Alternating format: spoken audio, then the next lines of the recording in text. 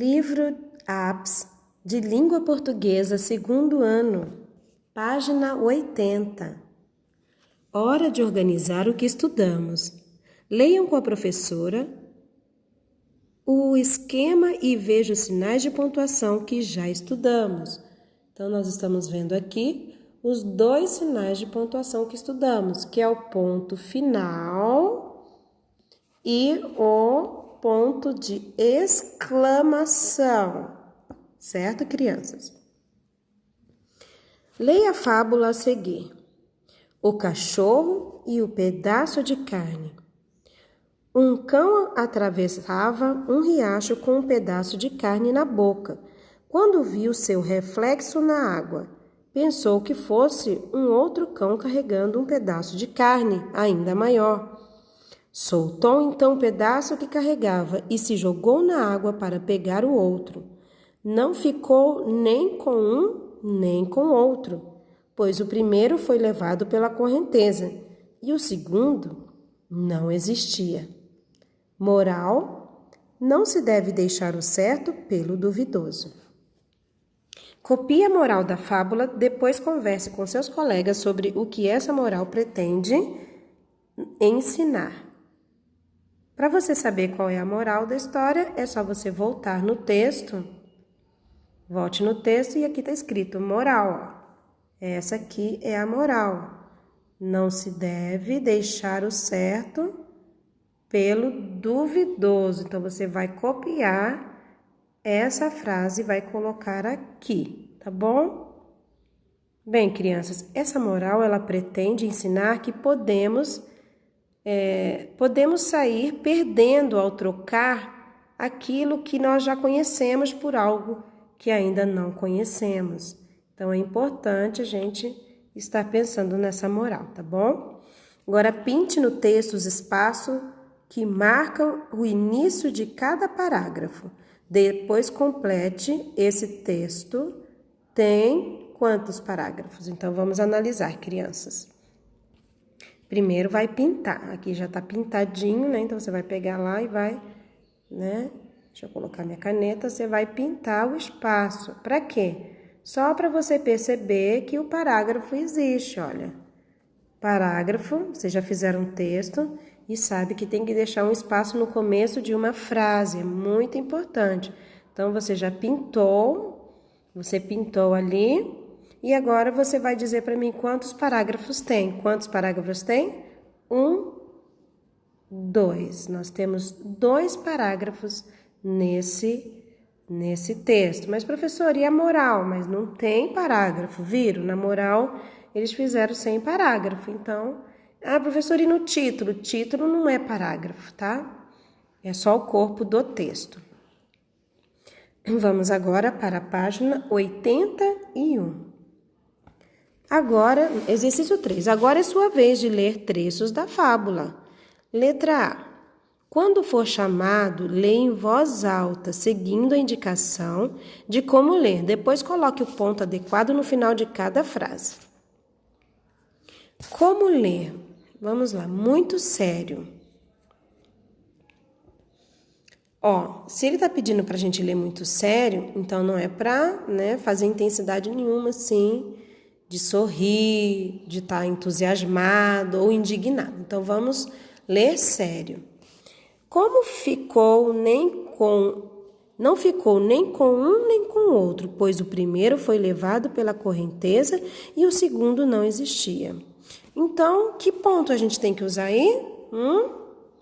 Nós temos que usar o ponto final, porque não é para usar entusiasmo nenhum. Então, você vai lá e coloca, o pontinho. Nossa, que pontinho é esse, crianças? Faz um pontinho bonitinho aí, tá? Você vai lá e coloca o ponto, tá bom? No próximo diz assim, para a gente ler com entusiasmo. Então, vamos ler com entusiasmo? Me ajudem, por favor? Não ficou nem com um, nem com o outro. O primeiro foi levado pela correnteza e o segundo não existia. Então, nós tivemos que ler com intensidade, por isso nós vamos colocar o ponto de exclamação. O ponto de exclamação, ele mostra. Vou colocar o pontinho aqui, para vocês saberem. Entusiasmo é ponto de exclamação. Viu, crianças? Agora vamos ler muito bravo e indignado. Então, vamos ler? Bem bravo e indignado. Não ficou nem com um nem com o outro, pois o primeiro foi levado pela correnteza e o segundo não existia. E aí, gente? Gostaram da Probrava? Então, esse aí é o ponto de exclamação, tá? Ó, você vai colocar lá dentro, bonitinho, pontinho de exclamação. Alguém ficou com saudade da Probrava, hein? Letra B. Converse com os colegas sobre as diferenças de sentido que os pontos fizeram no final das frases. E aí, crianças? Quando você fala muito sério, né? A gente não precisa de um ponto de exclamação, mas quando a gente fala assim, ou com entusiasmo ou com indignação, a gente pode usar o ponto de exclamação. Vamos agora estudar sobre sinônimos e antônimos. O que é isso, Pro? A lebre e a tartaruga apostaram uma corrida para ver quem era mais veloz.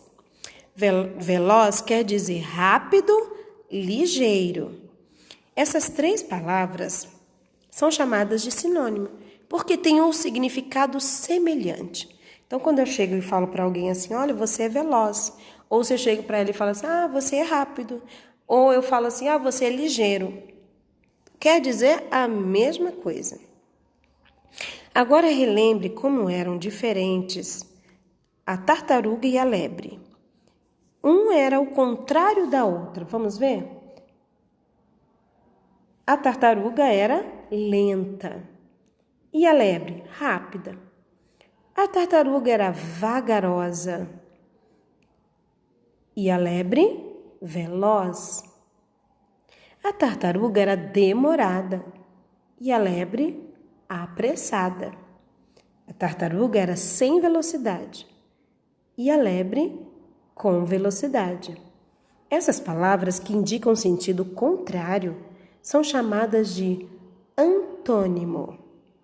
Então, vocês viram a diferença entre o antônimo e o sinônimo? Então, o sinônimo, crianças, são palavras semelhantes, que têm significado semelhante, tá? Tem significado semelhante. Agora, os antônimos, eles têm sentido contrário. Eles têm sentido totalmente contrário. Se um é lento, o outro é rápido. Entenderam, crianças? Nós vamos agora fazer a atividade da página 82. Então, vamos lá. Exercício número 1. Vamos brincar de ser do contra? Vocês já brincaram disso, crianças? Para cada palavra destacada a seguir, dê o antônimo. Bem, antônimo é ser do contra, ser o sentido contrário, tá? Isto é, palavra do sentido contrário. Eu gosto de escuro. O do contra gosta de claro. Letra B. Eu gosto de lugar alto. O do contra gosta de lugar baixo. Deixa eu usar aqui minha caneta para vocês prestarem muita atenção no que eu estou falando, tá bom? Eu gosto de brinquedos pequenos. O do contra gosta de brinquedos grandes. Escreva os sinônimos. Bem, crianças, antônimo a gente já sabe que é o do contra, ou seja, contrário. Agora, o sinônimo é aquele que nós estudamos que tem um sentido parecido. Então, vamos lá. Alegre. Alegre. Outra palavra que significa a mesma coisa de alegre. Contente. Pavor. Pavor. Pavor é o quê? A mesma coisa que medo. Eu tenho pavor de escuro. E eu tenho mesmo. Eu tenho medo de escuro. Esperta. Esperta é o mesmo que sabida. Né? Eu posso dizer que deixa eu ver alguém aqui, a Sara é esperta, ou seja, a Sara é sabida, ela sabe das coisas. Belo, uma coisa que é bela, é uma coisa bonita, ou belo, bonito. Infeliz, nossa, infeliz é o mesmo que triste, porque uma pessoa quando ela está muito triste, ela está infeliz, né? Enorme, enorme, grande, tá bom? Vamos agora para a atividade número 3. A outra maneira de dizer o contrário. Para descobrir, pinte a palavra que está dentro daquela que é o seu antônimo. Então, vamos lá? Incompleto. Dentro dela, deixa eu mudar aqui, ó. Dentro dela tem uma palavra que é o contrário dela. Incompleto é o mesmo que completo, viu?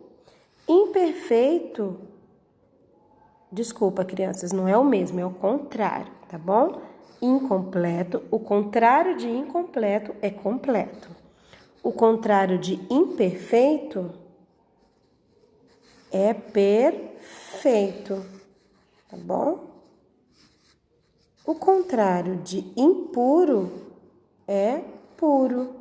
O contrário de incerto é certo. Muito bem. O que você descobriu?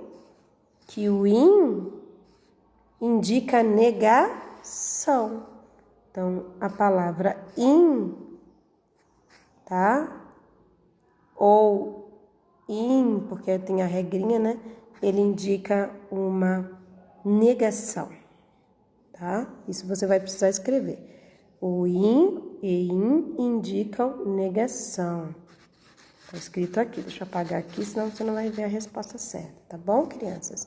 Vamos agora, então, para a próxima página. Página 83.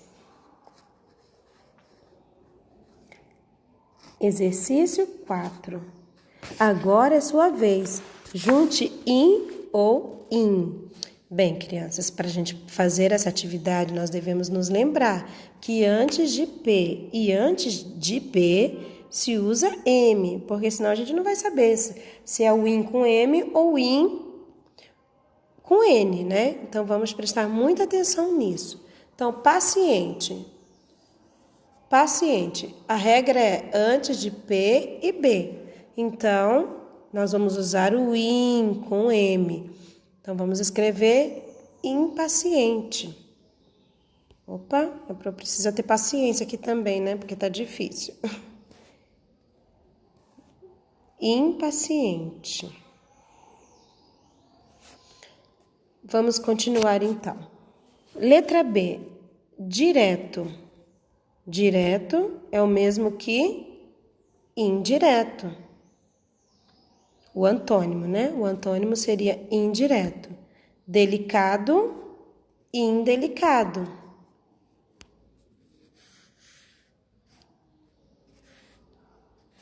Possível, impossível. Vamos lá? Palavra em jogo. Letra R. Atividade oral e escrita. Número 1. Em dupla. Palavras na rede. Leiam as palavras no quadro. Depois copiem na rede somente os nomes de bichos iniciados com a letra R. Vamos lá então, crianças? Vamos tentar aqui. Rã, riacho, romã. A Pro está tendo alguns problemas técnicos, mas já vamos continuar, tá bom?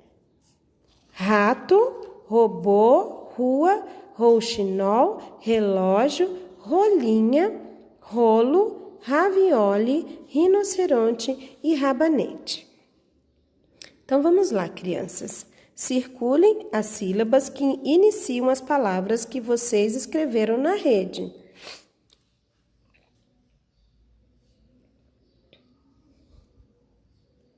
Agora sim, consegui.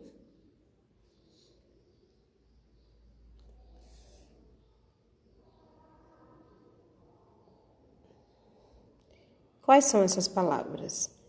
Rã, rato, roxinol, rolinha e rinoceronte. Então, nós vamos circular as sílabas que iniciam as palavras que a gente escreveu na rede. Então, quais eram as palavras que era para escrever na rede? As palavras são rã, né?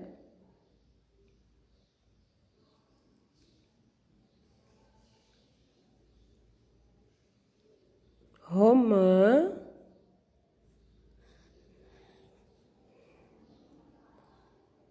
opa, romã não é bicho, é só os bichinhos, né? Rato, rã, rato, roxinol, rolinha, rinoceronte. Essas são as palavrinhas que vocês devem circular e escrever aqui, tá bom? Ó, você vai lá e vai escrever. Rã, rato, vem a vírgula, tá, crianças? Roxinol, rolinha, rinoceronte e só. As sílabas que iniciam, aqui é rã, aqui é rá, aqui é ro, aqui é ro e aqui é ri, de rinoceronte. Leiam as palavras em voz alta e observe o som da letra R em cada uma. Rã, rá, ro e ri.